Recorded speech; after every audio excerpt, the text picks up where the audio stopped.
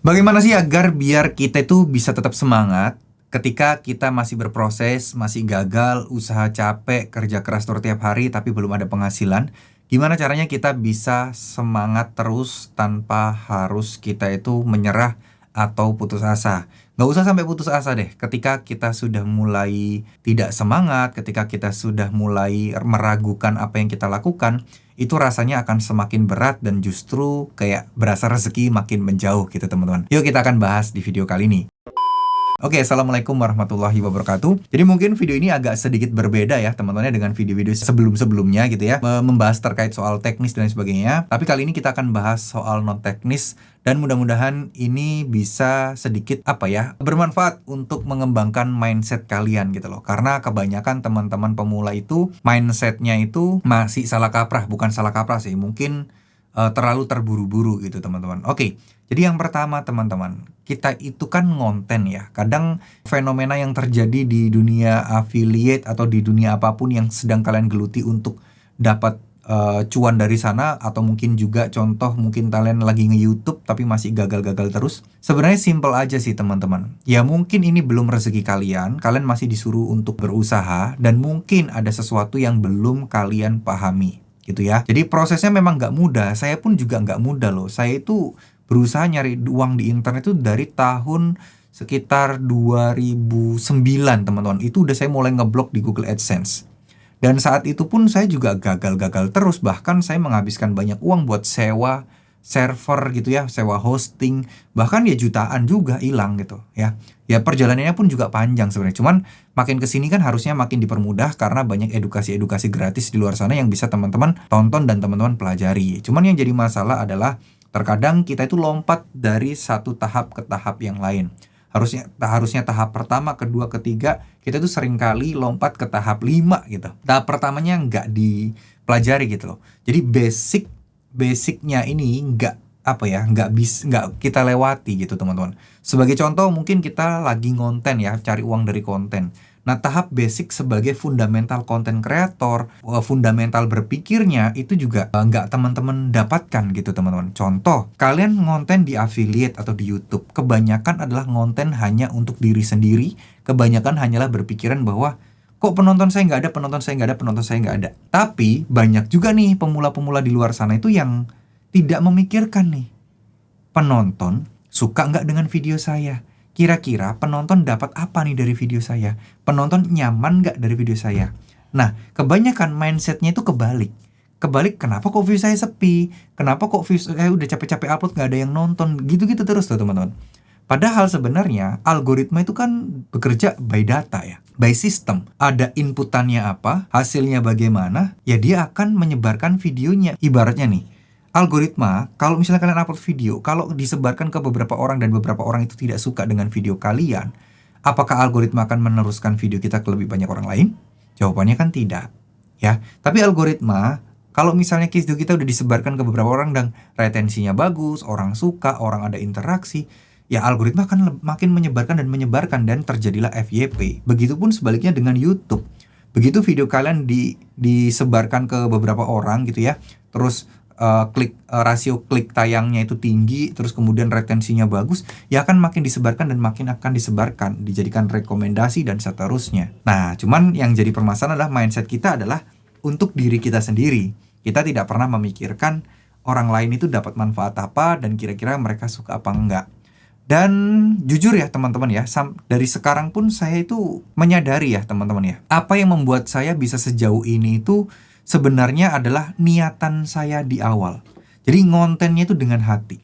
Niatan awal di awal itu bukan soal cuan dan cuan dulu. Ya meskipun sekarang udah bergeser, dikit-dikit cuan gitu ya teman-teman ya. Dikit-dikit mana yang menguntungkan, mana yang menghasilkan. Niatan saya awal yang sekarang hilang di diri saya juga itu adalah awal ketika saya merintis semuanya, niatan saya itu cuma sederhana simpel. Gimana caranya video saya bisa bermanfaat dan memberikan manfaat atau mempunyai value bagi orang lain. Dari niatan sederhana ini, kita akan mengoptimalkan segala apa yang kita punya. Sehingga pesan yang pengen kita sampaikan kepada audiens kita itu sampai banget teman-teman. Berbeda dengan sekarang. Sekarang itu kayak ngonten itu pokoknya jadi aja. Pokoknya bisa konten aja, pokoknya jadi aja. Ya mungkin yang saya rasakan saat ini adalah karena overload ya. Dari semua platform saya kerjakan, semuanya saya kerjakan. Ya ujungnya apa sih? Cuan, cuan, cuan, dan cuan. Gitu loh. Tapi niat awal untuk bisa bermanfaat ke orang lain, bisa memberikan orang lain benar-benar manfaat yang luar biasa dari hati banget itu udah mulai menghilang. Ya meskipun sekarang udah mulai saya balikan lagi gitu loh.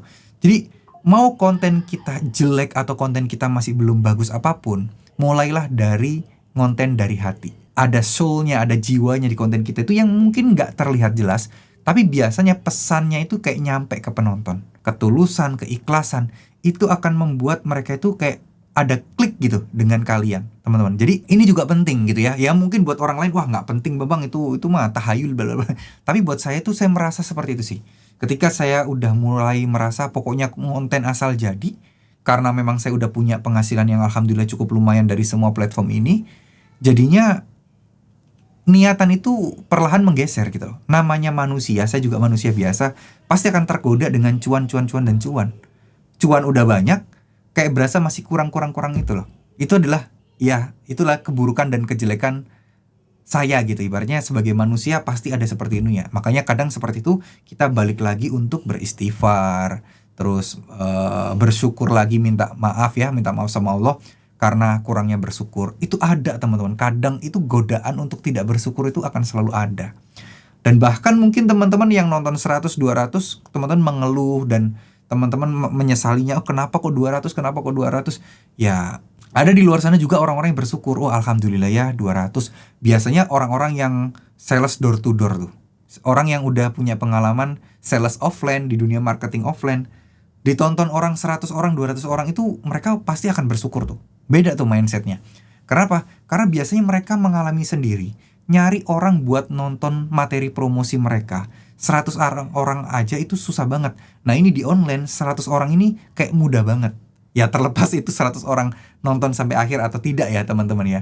Tapi itu banyak saya temui itu orang-orang mantan sales, mantan pokoknya penjual offline lah.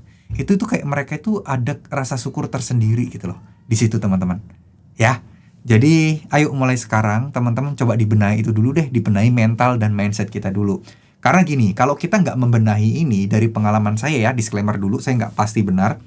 Kebanyakan rata-rata orang yang saya lihat itu, mereka itu tidak bisa menilai konten mereka itu kurangnya di mana. Karena fokus mereka bukan di kontennya atau di memberikan manfaat tadi itu teman-teman. Nah fokusnya adalah mereka itu di hasilnya, di views-nya aja gitu. Jadi fokusnya pokoknya, ngonten terus, pokoknya pengennya fokusnya dapat views banyak. Tapi value yang disampaikan ini nyampe apa enggak itu kadang banyak yang nggak peduli. Nah, semoga dari pembenahan mindset ini mulai bisa sedikit demi sedikit teman-teman itu menyadari, oh iya ya, ada lubang-lubang yang harus kita selesaikan dulu. Nah, semangatnya mudah-mudahan mulai bisa bangkit lagi. Jadi kegagalan-kegagalan yang teman-teman alami sekarang, anggaplah itu bukan kegagalan. Anggaplah ini adalah proses yang belum sampai tujuan. Kan kalau gagal berarti kalian udah menyerah dan kalian berhenti. Nah, kan kalian ini belum berhenti. Kalian masih berjuang. Nah, dari sini teman-teman harus mulai untuk mulai untuk semangat untuk berbenah dulu lah. Ya, dari berbenah ini pelan-pelan mudah-mudahan kemampuan teman-teman juga mulai terarah, teratur, mulai terstruktur juga. Kekurangan-kekurangan bisa dibenahi. Yang penting minimal setiap harinya ada 1% lebih baik lah dari hidup kalian dibandingkan kemarin. Itu aja sih ya. Jangan lupa banyak berdoa juga. Selalu berdoa untuk minta petunjuk sama Allah, untuk selalu dimudahkan untuk belajar sesuatu. Dengan begitu kan setidaknya teman-teman bisa lebih mudah, teman-teman bisa lebih, kalau kita itu belajar dipermudah sama Allah, kita itu diberikan petunjuk, ide-ide, itu kan akan sangat berdampak nih suatu saat nanti gitu ya. Kadang kita nggak tahu loh, ide-ide yang kita sepelekan itu ternyata memberikan dampak yang luar biasa. Informasi-informasi yang kita dapatkan walaupun receh, itu terkadang akan sangat-sangat bermanfaat suatu saat nanti, meskipun saat ini belum kita rasakan teman-teman. Ya, jadi mungkin segitu dulu apa yang bisa saya sampaikan. Terima kasih, mohon maaf jika ada salah-salah kata. Tetap semangat buat teman-teman semua. Ya, saya sarankan sih perbanyak doa aja. Supaya ya minimal kalau rezeki kita belum membaik, minimal semangat kita, mental kita, daya juang kita meningkat. Karena saya yakin juga usaha itu tidak akan mengkhianati hasil teman-teman.